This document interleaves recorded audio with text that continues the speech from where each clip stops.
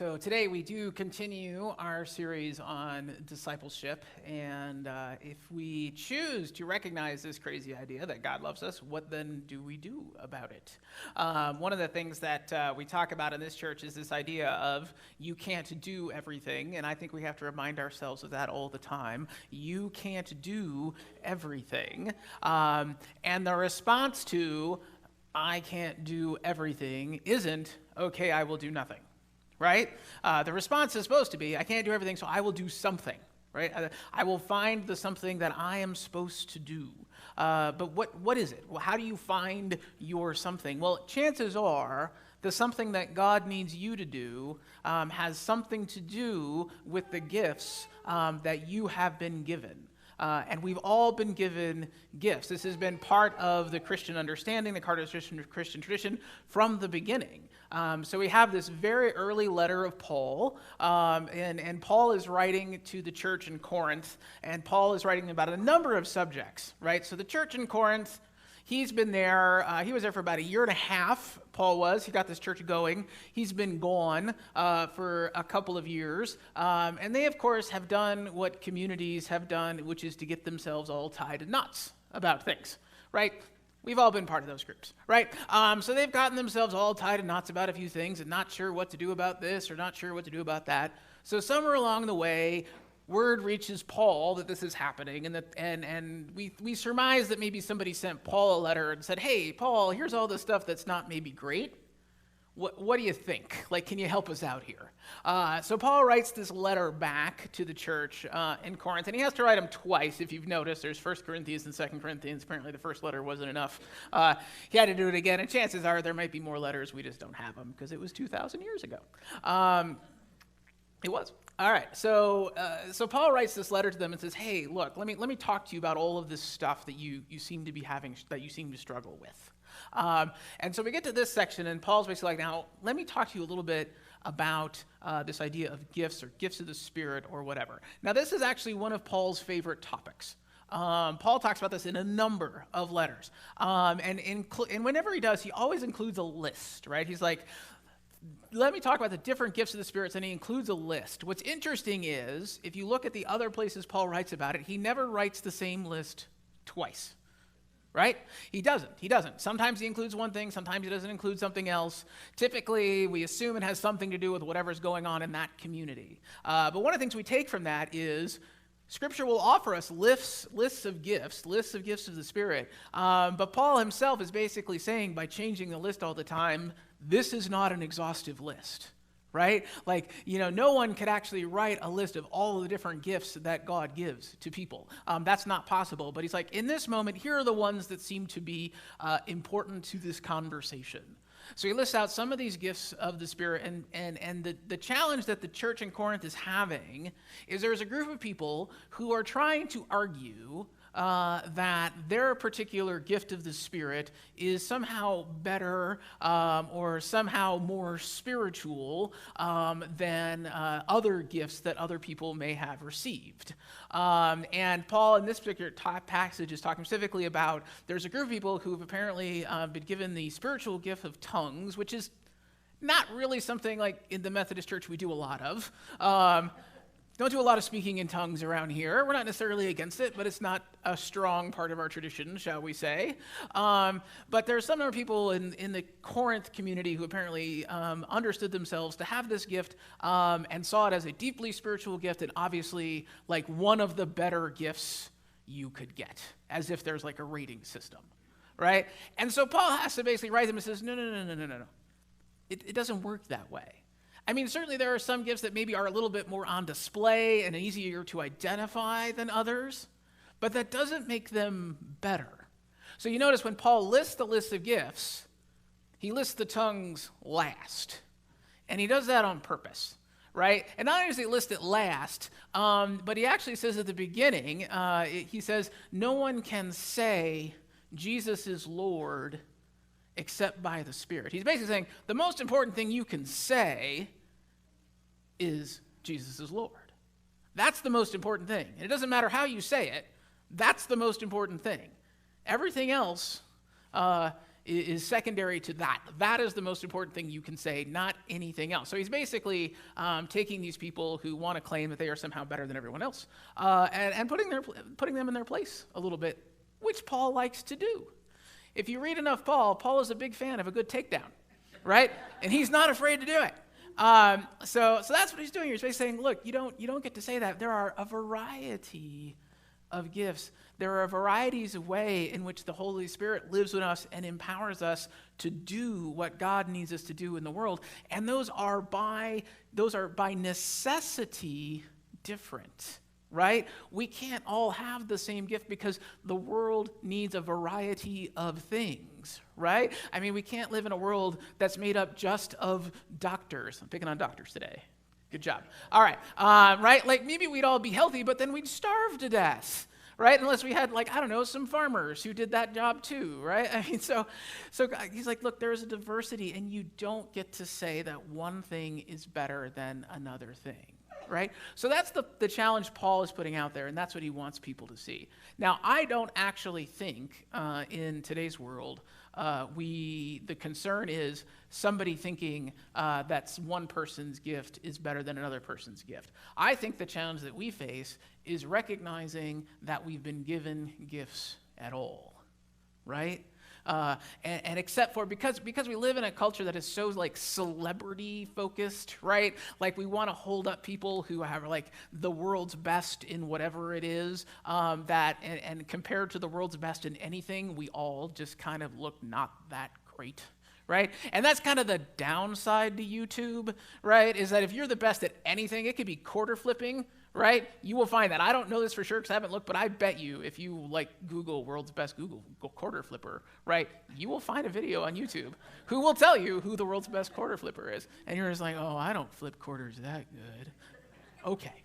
But the truth is, so I think our challenge is even actually recognizing that we've been given gifts to share and valuing the gifts that we have been given to share, right? And we're not asked to do this only sometimes, we're asked to do it all the time, but we first have to recognize that there's something about us, that maybe the Spirit has touched us in some way, that maybe we've been given gifts in some way. So that's what I want to talk about this morning, is how do we know, how do we figure out, what are these gifts that God gives? And I want to do it very logically by talking about a small town in Newfoundland, like you do, right? And so the small town in Newfoundland is this place called Gander. So this is Gander, Newfoundland. Now, Newfoundland, for those who don't know, is in Canada, right? There you go. There's your geography lesson for today. And Newfoundland is an interesting part of Canada.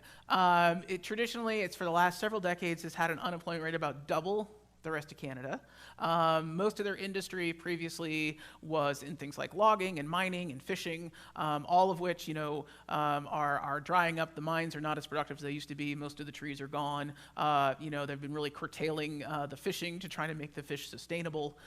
So Newfoundland has actually gone through a number of challenges economically for a long time. It's also fairly rural, most of it, and very isolated.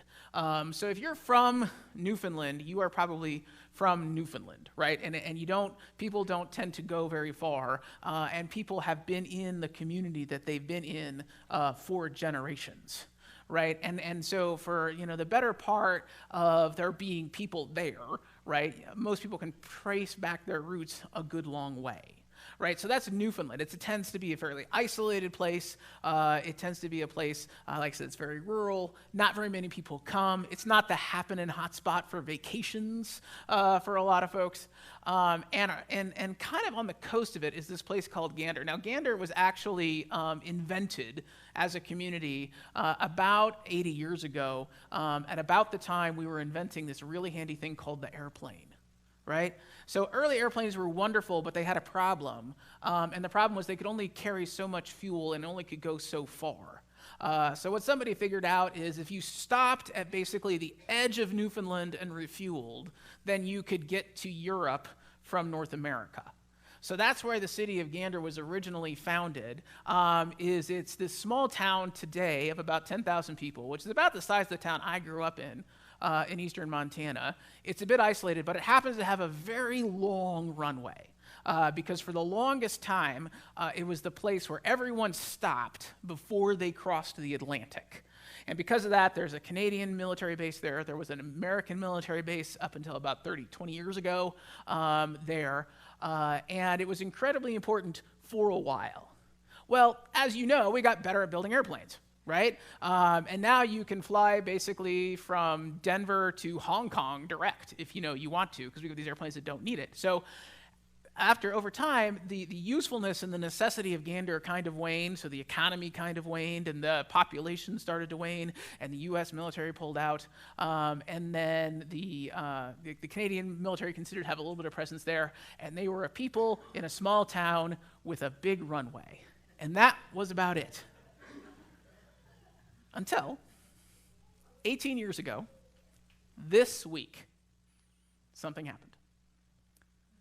18 years ago, this week, of course, is the anniversary of September 11th. Now, September 11th caused a lot of things to happen.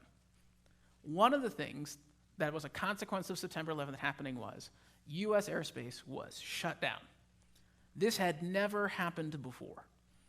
Never happened before. Nobody knew how long it was going to be shut down, but to keep everybody else safe, they said all the planes that are in the air need to land, and nobody can come in, right? Well, unfortunately, for several folks, they were already on airplanes crossing the Atlantic, right, to come here when they received words, you're not going where you think you're going because you can't go there because the United States is closed. And so air traffic controllers had to figure out, what are we going to do with all of these airplanes that are in the air that are coming this way, some of which don't have enough fuel to turn around and go back. So the ones that just took off went back, but the ones that were already on their way had to land somewhere, and there weren't very many places for them to land unless you happen to be a small town in Newfoundland with an incredibly large runway. So 38 transatlantic jumbo jets in the span of about 7 hours unexpectedly landed in Gander, Newfoundland, and immediately doubled the population of the town. In total, there were about 8,000 folks on these various airplanes that landed. Now, at first they landed and they weren't sure how long they were going to be there, right? Like, are we going to stay for a while? Are we not going to stay for a while? Well, if any of you know, I was actually traveling at the time. I was in Kansas City on a work contract, and I was supposed to fly home, and obviously I didn't. The skies remained closed for 3 days. Right? So at first, these planes all land, and they stacked them all up on this runway as best they could, all 38 of them. And this town and the surrounding towns around it were given about 3 hours to figure out what on earth they were going to do with all of these people from all over the world who just landed on their doorstep. And it's in this moment that the spiritual gifts, the gifts that God gives for that community, came out. So I want to tell you a couple of stories from that. The first is from one of the schools. There weren't a lot of places to host 8,000 people, so what few hotel rooms were available in the city were all given to the pilots and the crews so they could get their required rest so they would be able to fly when they needed to leave. Everyone else got set up in the impromptu shelters, most of which were a lot of them were in schools. This is one of the schools in Gander. And one of the things that became very clear is that people in this community very much had the spiritual gift of hospitality, and it came out in droves in this community. Now, we misunderstand hospitality and what that means a lot. Hospitality isn't about putting out the fine china, right? Like, that's not what we mean when we say hospitality. Hospitality is about putting the other people's care and concern and well-being, taking your guest and caring about the comfort and the safety of your guest, oftentimes above your own, right? That's what hospitality means when we talk about hospitality in the way that Jesus talks about it. So all of the schools had to come together and find a way to host all of these people who were coming into their community and figure out a way to offer them hospitality. They needed to move them around. All the school bus drivers were actually on strike while this happened. I didn't think that was a laugh, but sure. All right. Once they found out what was happening, what was going on, of course, the strike immediately ended, and the drivers went back and found their buses and started lining up at the airport so they could take people where they wanted to go. Oh, by the way, there is one customs officer assigned to the Gander airport. 8,000 people, just saying. Obviously, it took a lot of time to get people off the thing. So though these people started arriving, so the planes started arriving early in the morning, it was late into the evening before they started arriving at the schools. One busload from one plane, or several busloads from one plane, arrived at the city's high school around midnight. And the people who were interviewed afterwards were amazed at the number of people who were there to greet them, right? There was a hot meal waiting for them. There were cots and blankets waiting for them. They had to leave their checked luggage behind. They weren't allowed to take that, so that there was all kinds of donated clothing waiting for them, and a whole line of smiling, happy, warm, excited people there to give hugs and to show them where they were staying and ask them what they need, and in other ways care for whatever needs these people had. These people who were from all over the world, right? And so they walked into this warm embrace of hospitality in this place where these folks somehow miraculously, in the matter of only a few hours, remember, they woke up the morning thinking it was a normal September morning, having no idea they were going to end the day in the high school with several hundred people from all over the world who were desperately looking for a place to stay because they had no idea how long they were going to be stuck there. That is hospitality. That is what we do for one another.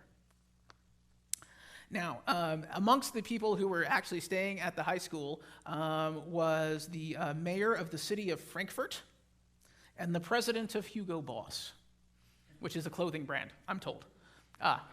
Such a fashion guy. And the truth is, and what's interesting is, and of course these are folks that people interviewed afterwards, and they remarked about how wonderfully well they were treated, though they weren't treated any better than anyone else was treated in that moment. But the hospitality was so warm and so great for everybody that they couldn't help but remark about how amazing that it was. Now, I do want to tell you, there's one woman who was one of the school teachers. She'd been a school teacher for 20 years.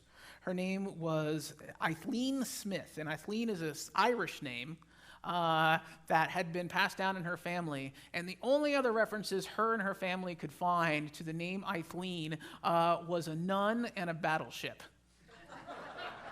And it was remarked in the book that in some ways she reminded people a little bit of both, right?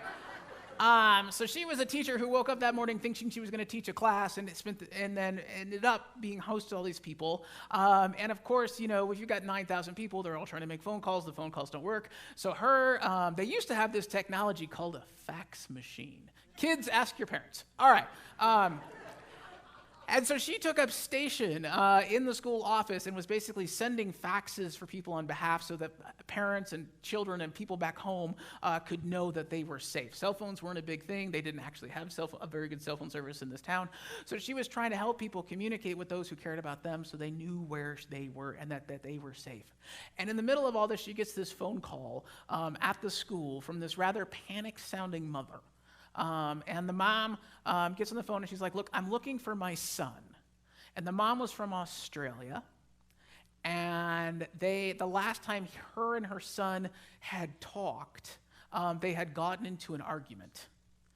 And she was desperately concerned. She wasn't actually sure what plane she was on, but she thought he was on a plane that may be there. So she's like, okay. And she wrote down a note for the guy's name, wrote the guy's name down, and started hanging notes all over the school and basically said, "If this is you, you need to come to the office and see me." About an hour later, this young guy walks in, long blonde hair, total surfer looking, cooler than anything guy, right? With the note in his hand, he comes in, he's like, "Yeah, I'm this guy. What do you need?"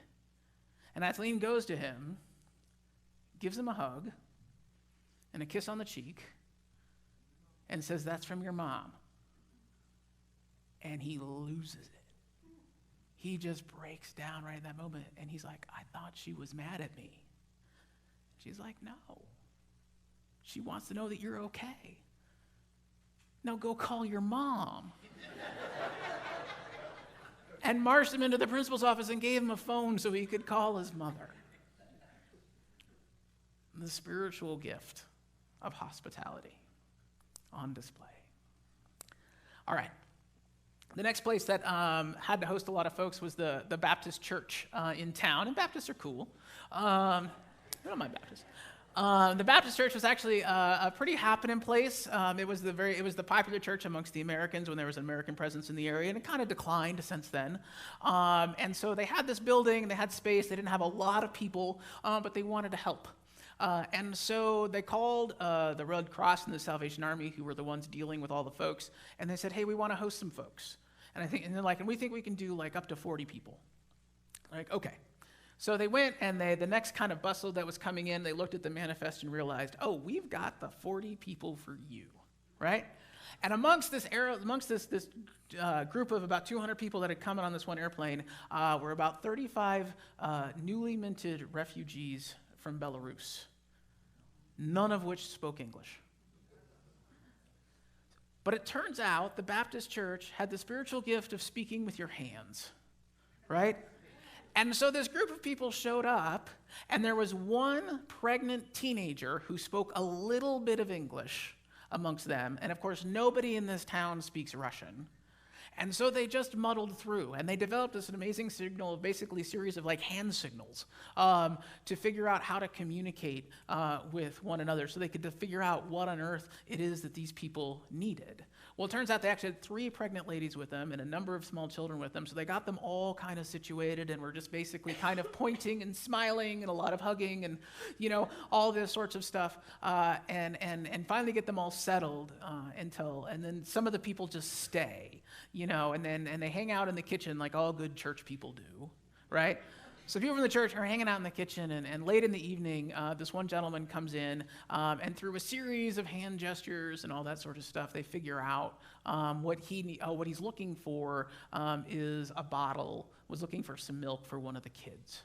And so the volunteers are like, okay, figured it out, took the bottle out of the fridge and took it to the microwave to warm it up, and the guy just was like, very confused. He was very concerned about what was going on in the moment.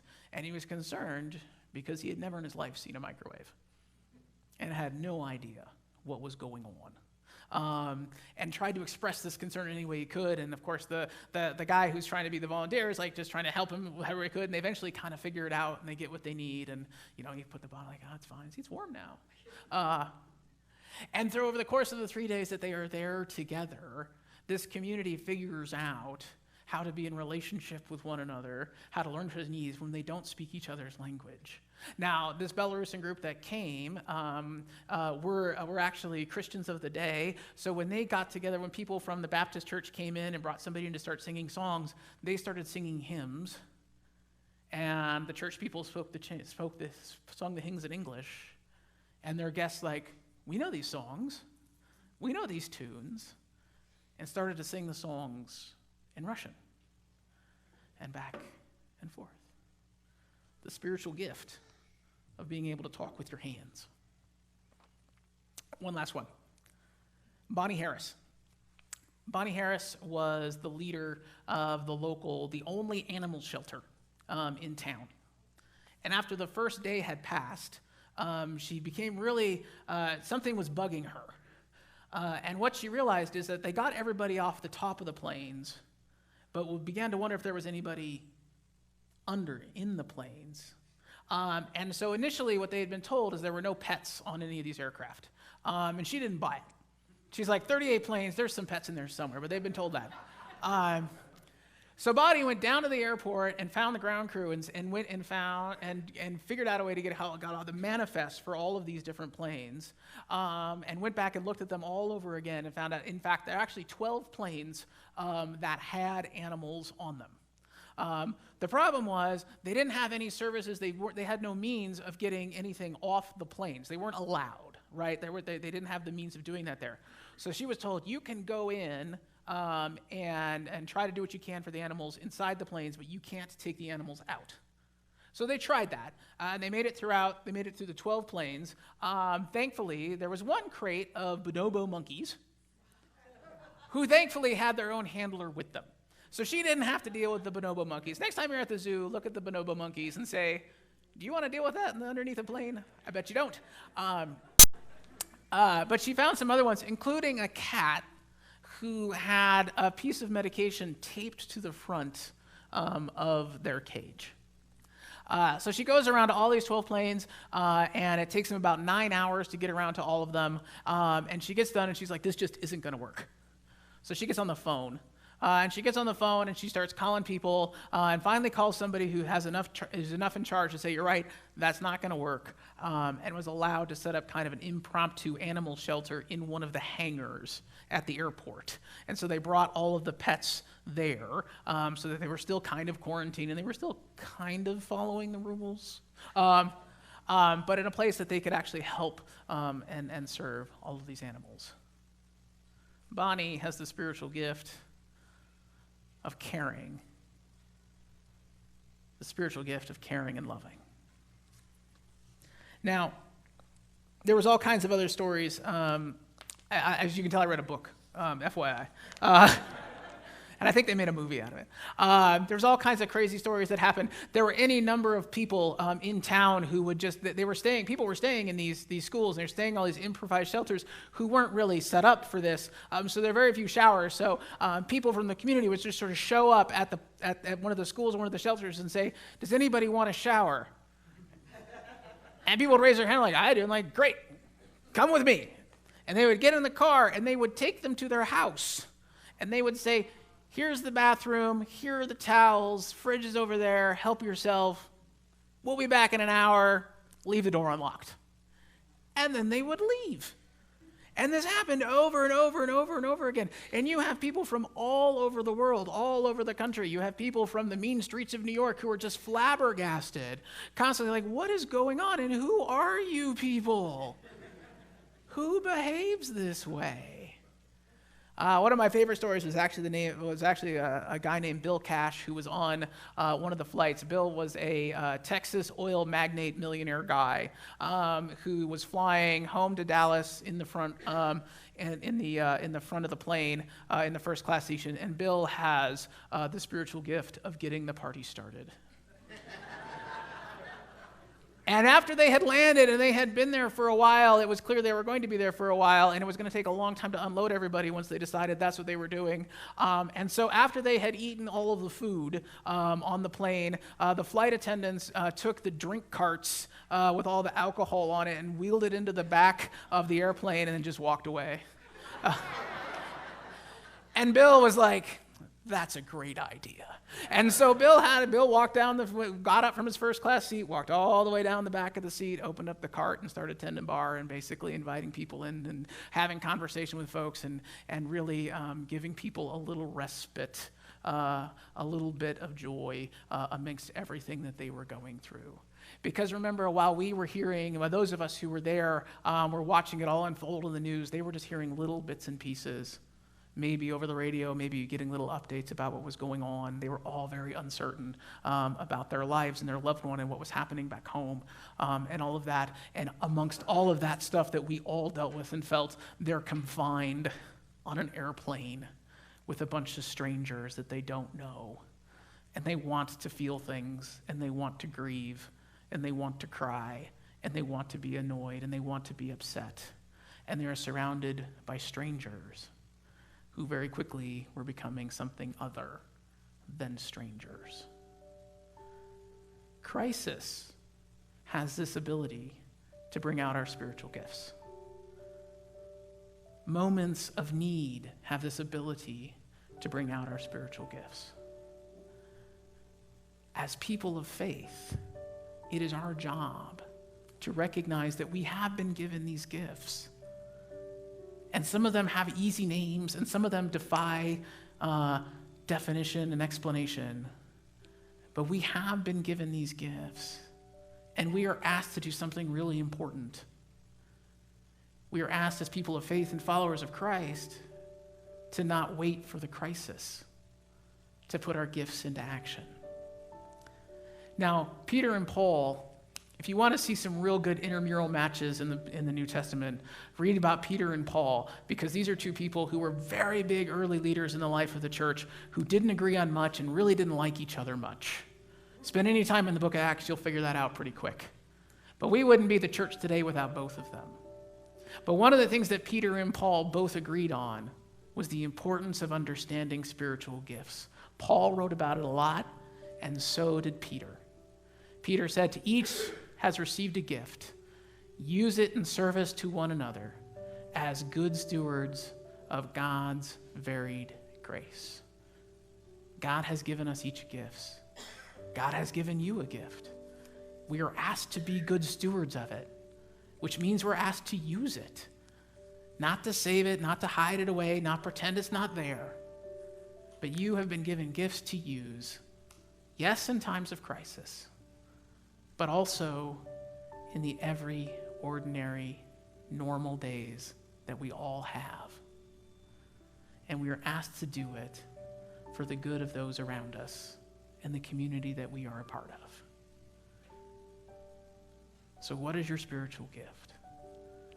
What is the thing that you have passion and life for? What is the thing that brings you joy? What is the thing that brings you concern? What is the thing that causes you to want to be in the world and doing God's good work? Chances are, whatever that thing is, has something to do with the gifts that you've been given.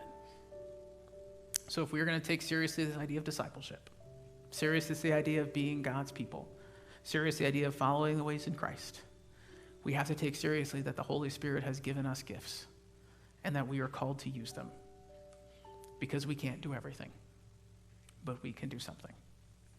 Amen.